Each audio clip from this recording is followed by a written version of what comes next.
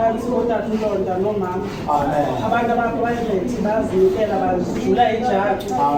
Ngikubuza kwindawo yaseKapa. NaseKapa lekunje bekusebenza aba bangabantu. Sengathi ke thina basabaxhileyo singaba nathi ke sibe umzekelo. Athi nalo ongaqhubanga xa ibona into ezinhle ezenzakalayo abonakale naye nomqweno. Ngoba uthi awubona abantu phambili ngathi abenzi kahle athi yo soze ningene kule nkonzo.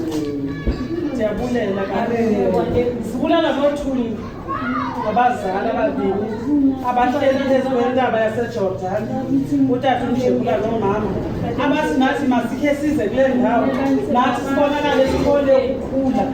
Siyabulela bethwana ngento yonke sengathi utata uLonda nomama bangayibamba kanje laa mlilo bangawuyeki ucima. Umlilo wake wabaswa utata uMjekula nomama ngelinye ilanga bafika bafaka iziqobo zenkuni.